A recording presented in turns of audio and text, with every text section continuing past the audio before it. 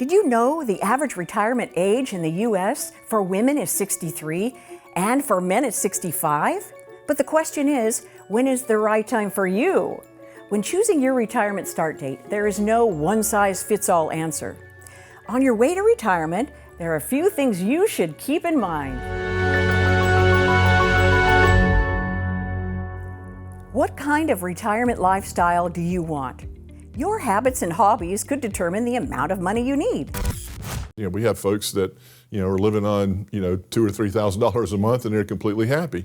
We have some folks that are withdrawing, larger amounts. Well, like we were talking about in a former conversation when they're withdrawing 7, 8, 9% and have a plan in place where they're doing that. And there's a lot of assumptions that go along with that. And that assumption is the market's just going to go up and up and up and up and up. So, there's been some real pitfalls that I've seen in some plans that are out there where someone comes in and says, hey, I'm a little bit concerned where we are. And our belief is a major concern is longevity risk. Do we want to get in our 70s or 80s? People are living longer.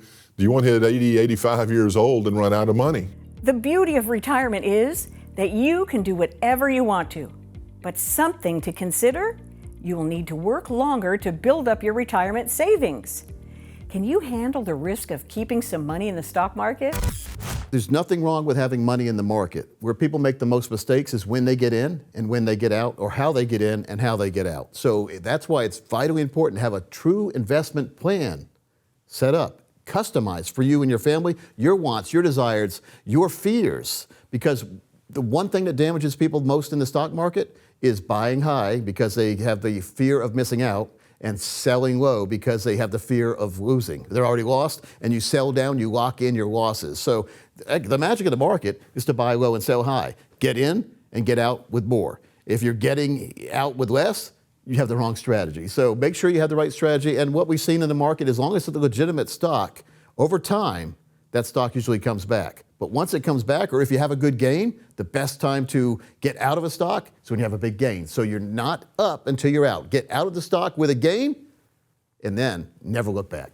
All right. You've taken the time and established the kind of life you want in retirement. Now the question is, when is the right time for you to retire?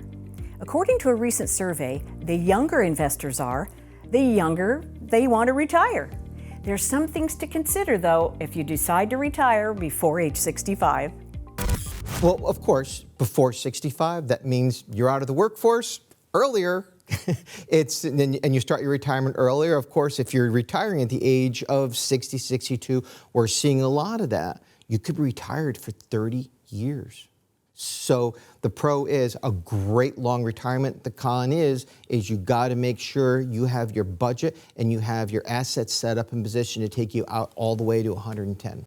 Now, you've made it to 65 and you qualify for Medicare. Maybe you'll want to wait another couple of years for full Social Security benefits.